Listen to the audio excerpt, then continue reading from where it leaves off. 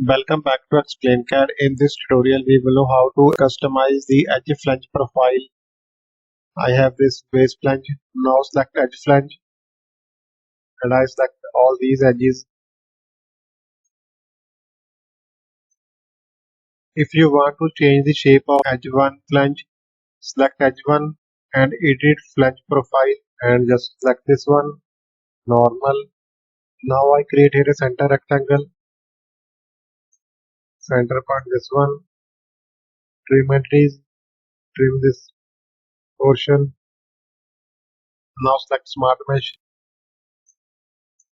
This one is 35 mm and its height is 15 mm. Same here. This one is also 35 mm. Right click, select option. Now select back option. OK.